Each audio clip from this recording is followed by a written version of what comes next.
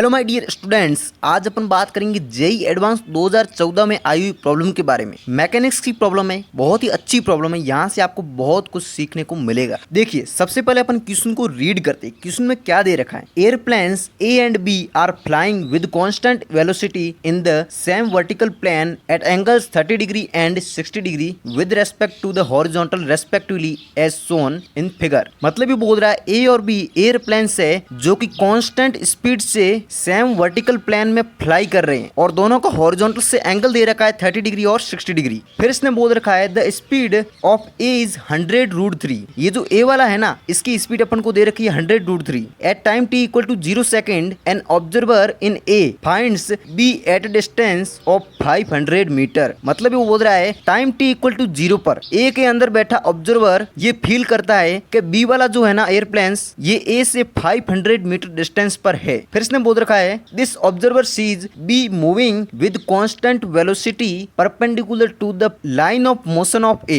मतलब ये बोलना चाहता है कि ए के अंदर बैठा ऑब्जर्वर ये फील करता है कि बी वाला प्लेन है ना, केवल इसके परपेंडिकुलर आ रहा है। इसका लाइन ऑफ मोशन है ना ए का, ए के लाइन ऑफ मोशन के जस्ट इसके परपेंडिकुलर आ रहा है। ये ए के अंदर बैठा व्यक्ति ऐसा फील कर रहा है। If at T equal to T nought A just escapes being hit by B. मतलब ये बोल रहा है जब बी वाला इससे जस्ट मिल जाता है ना, बी वाला इससे मीट करता है तो टी नॉट इन सेकंड, मतलब अपन को टी नॉट की वैल्यू फाइंड करनी है, ये कब मिलेगा। तो देखिए, जब भी इस टाइप के क्वेश्चन आते हैं ना, तो अपन क्या करते हैं, रिलेटिव मोशन का कंसेप्ट लगाते हैं यहाँ पर। प्लीज मेरी आपसे रिक्वेस्ट है, ये वीडियो जरूर देखें, आपको ये क्वेश्चन गारंटी समझ में आएगा। फिर इससे रिलेटेड आप सारे क्वेश्चन सॉल्व कर सकोगे। यहाँ पर एयरप्लेन ए में बैठा ऑब्जर्वर है, वो फील कर रहा है कि बी वाला है ना जस्ट इसके परपेंडिकुलर आ रहा है। ऐसा कब पॉसिबल हो सकता है? जब ए की वेलोसिटी जिस डायरेक्शन में है ना, उस डायरेक्शन में बी की वेलोसिटी इक्वल हो जाए, तब ये पॉसिबल हो सकता है। अब वो कैसे, बताता हूँ आपको। अब यहाँ पर ध्यान से देखना इस कंसेप्ट को। सबसे पहला एग्जांपल देखो, यहाँ पर कार ए है, कार बी है। कार ए की वेलोसिटी इस डायरेक्शन में 30 मीटर पर सेकंड, कार बी की वेलोसिटी इस डायरेक्शन में 30 मीटर पर सेकंड। दोनों की वेलोसिटी क्या है, इक्वल है, सेम डायरेक्शन में। तो कार ए के अंदर बैठा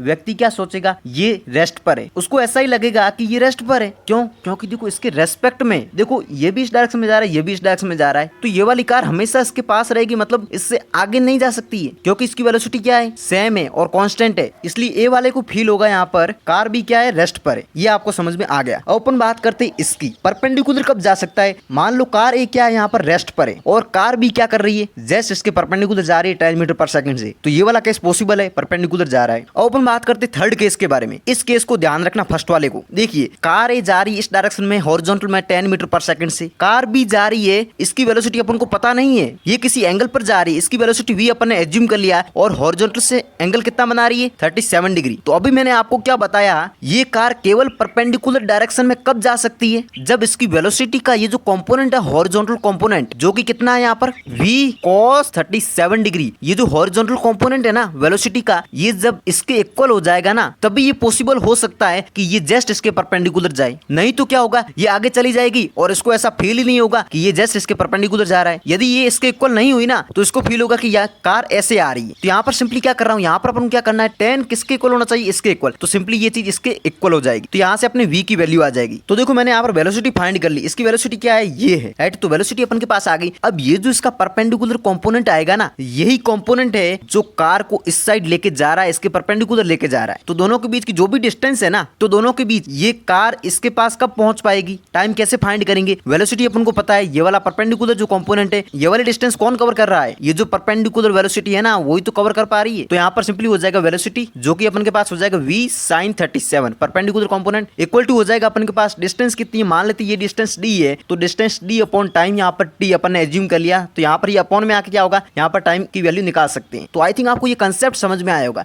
यदि ये कंसेप्ट आपको समझ में आ गया ना, अब आपको मैं बताता हूँ वो क्वेश्चन वापस। वो क्या था, मैंने यहाँ पर सिंपल यहाँ पर प्लेन पर बताया था, ठीक है, लेकिन ये क्या है, ये एक वर्टिकल प्लेन है, चीज वही है, कंफ्यूज मत हो आप। इसने बोल रखा है वेलोसिटी इसकी भी कांस्टेंट है, ग्रेविटी के कारण एक्सेलरेशन नहीं है, इसका वेलोसिटी कांस्टेंट दे रखी है, तो इसमें कंफ्यूज होने की आपको कोई जरूरत नहीं है। इस डायग्राम को आप ध्यान से देखिए। मैंने अभी आपको क्या बताया था, ये बी वाला इसके परपेंडिकुलर कब जा सकता है, जब ए की वेलोसिटी जिस डायरेक्शन में है, बी की वेलोसिटी का ये जो कंपोनेंट आएगा ना, इसकी वेलोसिटी के पैरेलल, वो क्या हो जाए, इसके इक्वल हो जाए 100√3 के। तो मैं क्या कर रहा हूँ, इसका कंपोनेंट ले रहा हूँ पैरेलल में। देखो ये एंगल कैसे फाइंड करें, सिंपल सी बात है, यहाँ पर ये एंगल कितना है, 60 डिग्री लीजिए तो यहाँ पर सिंपली क्या है, ये जो ये वेलोसिटी है ना इसके जस्ट ये पैरेलल है, ये वाला इसके पैरेलल है, तो ये 60 डिग्री है, ये इसके पैरेलल है, जस्ट इसके क्या बन रहा है यहाँ पर ये पैरेलल बन रहा है और ये टोटल 60 डिग्री था, तो ये वाला एंगल कितना हुआ, ये वाला 30 डिग्री हुआ, क्योंकि अपन को पता है नेट हॉरिजॉन्टल से कितना है, टोटल 60 डिग्री है, और ये वाला इसके मैंने इसके पैरेलल किया तो यहाँ पर ये वाला कितना हो गया मेरे पास, ये वाला मेरे पास हो गया 30 डिग्री, तो टोटल 60 है, तो ये वाला कितना रह गया 30 डिग्री रह गया।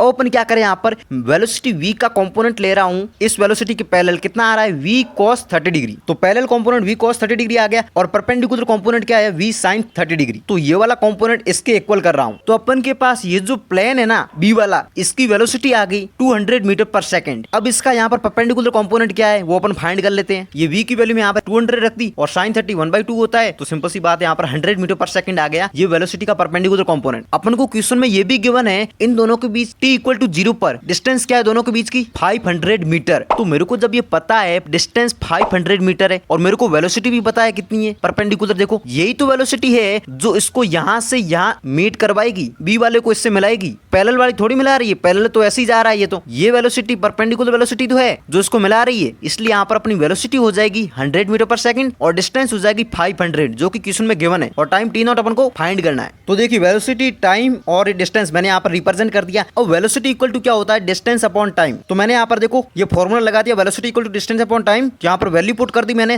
और टाइम टी नॉट की वैल्यू आ गई 5 सेकंड जो कि अपना फाइनली करेक्ट आंसर है। तो आई थिंक आपको ये प्रॉब्लम जरूर समझ में आई होगी। यदि मेरा एक्सप्लेनेशन अच्छा लगा और मेरा वीडियो आपको अच्छा लगा तो प्लीज वीडियो को लाइक, शेयर एंड चैनल को सब्सक्राइब जरूर करें।